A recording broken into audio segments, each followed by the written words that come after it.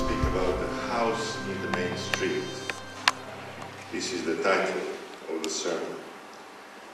You know that all the villages and towns and cities in the world, they have main street. And in that main street, there are some houses. Some of them are probably the most beautiful houses in that city, or town, or village. Some have stood there for centuries. Probably several generations of people used to live in these houses in the main street.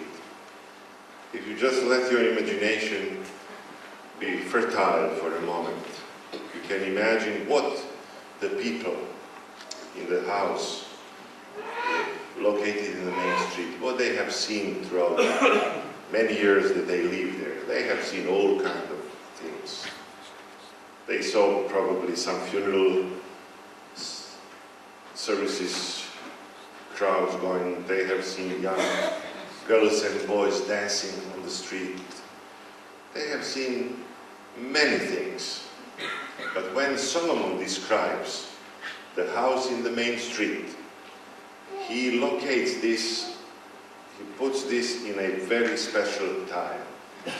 He puts this at the end of human history. And he describes a particular people in that house, how they will behave when the end of the world comes. Just before I continue, let me remind you that in the book of Ecclesiastes chapter 12, two themes are mixing together. This is the thoughts of the end of a personal life of somebody and the end of the world. The particular becomes universal. This is the same thing with eschatological speeches of Jesus in the Synoptic Gospels, in Matthew 24, Mark 13, Luke 21, where the destruction of Jerusalem becomes the symbol type of the end of the world. The same thing we have here, a personal death, becomes also the symbol type of the end of the world. So as you are going to see, the elements of these two are mixing together. When Solomon says, remember your Creator. So Solomon is linking death with the beginning. He is linking even the end of the world with the creation itself. One of the founders of existentialist philosophy in Europe,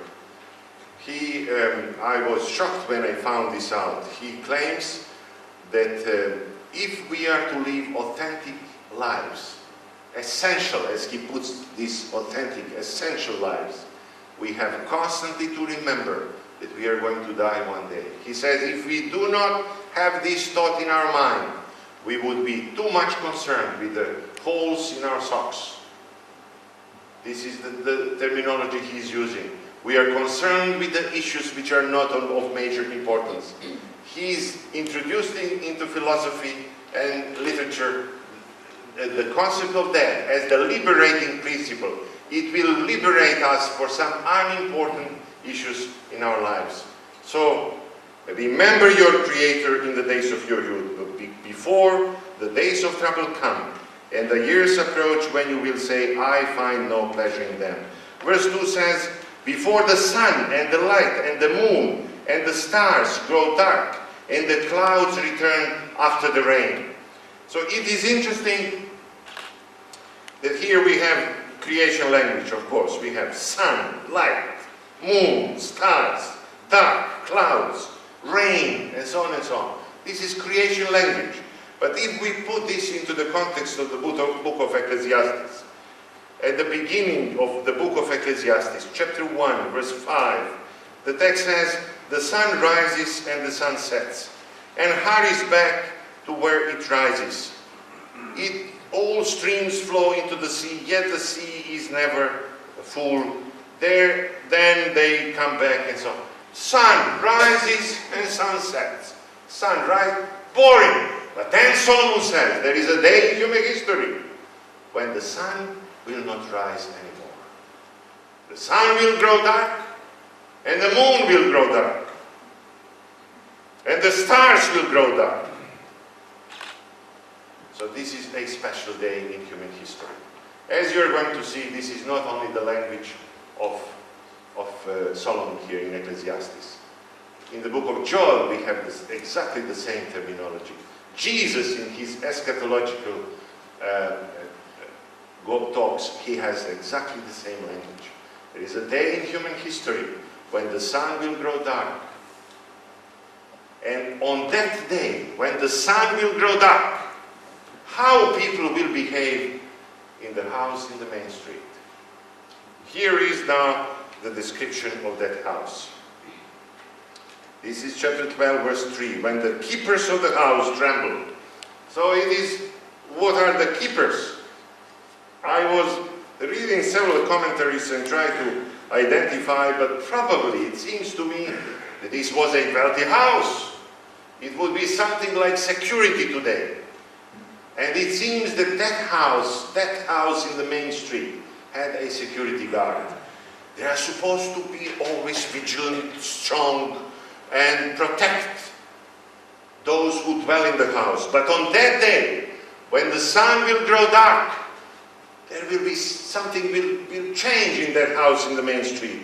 Because the text says the keepers of the house will tremble. They are not supposed to tremble. They are supposed always to be courageous. But then the text, Solomon says, when. This word when is used at least 6 times. So it points forward to a special time in human history.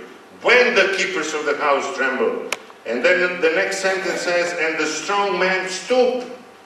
Strong man, who are the strong men? I don't know who are, but probably the father of the house, always in the house. When the trouble comes, there should be somebody who would stand and say, this is what we are going to do. They should never stoop. But when the sun will grow dark, on that particular day, when it will happen, Solomon, in describing that, what's going on within that house in the main street, he says that even those strong men, they will stoop. And the keepers of the house will tremble. What else will happen? The next one is when the grinders cease, because they are few. And of course, grinders were very important in ancient times. Today we go to the bakery and we buy our bread. But bread was very important and very precious in the Middle East culture. But in order to have flour and bread, you have to have grinders. But here Solomon says, even on that day, when the sun will grow dark, the grinders will cease, because they are few. I don't know exactly what does it mean because they are few, but it seems that they will stop. And then the next one says, when men rise up at the sound of birds. Probably, commentators believe, like in Hitchcock's movies, these are the birds of prey. You can imagine now that house in the main street. You have people trembling. Some strong people are lost their courage. Then there is no light anymore. And then these birds are flying through the just description of the horror of that day. And then verse 5 says, when men are afraid of heights and of the dangers in the streets. Yes, there is fear on that day. And then the next one is interesting, when the almond tree blossoms. I could not understand why Solomon is mentioning here almond tree. But I found in the book of Jeremiah, and in chapter 1, verse 11, that almond was the first tree to blossom in the spring. Maybe in the midst of all this gloom, in the midst of all this fear, there is hope, hope. And then the next sentence says, then man goes to his eternal home. And mourners go about the streets. So these are the streets full of mourners. Remember him, says verse 6, before the silver cord is severed. This is life itself, but then on that day the golden bowl is broken. This is before the pitcher is shattered on the spring. And then the last verse in this section says, and the dust returns to the ground it came from, and the spirit returns to God who gave it.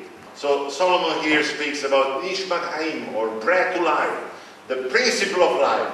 This is what returns to God. The word Nefesh Hayah, described in Genesis 2:7, describes the fall of man. So this is what is found here. Matthew 24:29, immediately after the distress of those days, the sun will be darkened, and the moon will not give its light. The stars will fall from the sky, and the heavenly bodies will be shaken. At that time the sign of the Son of Man will appear in the sky, and all the nations of the earth will mourn. They will see the Son of Man coming on the clouds of the sky with power and great glory. So the same vocabulary, the same message. There is the day in human history when the sun will be darkened and the moon will not give its light, and then the Son of Man will come. Of course, there was a huge discussion in the history of Christianity. What is this sign of the... Because when the disciples in chapter 24, verse 3 ask, when will this happen, and what will be the sign? Not signs, but the sign. This is singular, not plural. The Greek word which is used there is semeion. What will be the sign? And then the text says, at that time, the sign of the Son of Man. So theologians have been discussing endlessly what will be the sign. There are many interpretations. We believe, because of Daniel chapter 7, that this will be the cloud, or the clouds on which Jesus will come. And of course we believe that there are three groups of signs in Matthew chapter 4. There are false signs, and Jesus is mentioning them. There are the signs of the nearness of the coming of the Lord. When Jesus says there will be wars or famines, but this is still not the end. These are the signs of the nearness of the coming of the Lord. But there is just one sign. And this is, we believe, cloud or clouds. Listen what Ellen White says. She says, soon our eyes were drawn to the east, for a small black cloud had appeared, about half as large as the man's hand, which we all knew was the sign of the Son of Man. We all in solemn silence gazed on the cloud as it drew nearer and became lighter and still more glorious, till it was a great white cloud. This cloud, when it first appeared, was the sign of the Son of Man in heaven. So this is exactly the same vocabulary, the same language like in the book of Ecclesiastes. Since the time is, I have to finish, let me tell you how Solomon finishes. It is found in verse 13, when the text says, now all has heard. Here is the conclusion of the matter. Here is the message now for humanity. Fear God and keep His commandments. Fear God, vertical dimension of human beings. Keep His commandments, vertical dimension. For this is whole duty of man. And this sentence, this is the whole duty of man, in Hebrew is Hakol Hadam. The only solution for humanity is a new creation, new Adam. This is the solution that He is offering, and I firmly believe this. I believe, brothers and sisters, that as we live this life, sometimes in that house in the main street, that house may be our house in which we live. There are all kinds of shouts around us. It is not easy to live a meaningful life anymore. But let's again look at the sky, eternity. And God who created human life, He can recreate this again at the end of human history. May God bless His word in our minds and our hearts. Amen.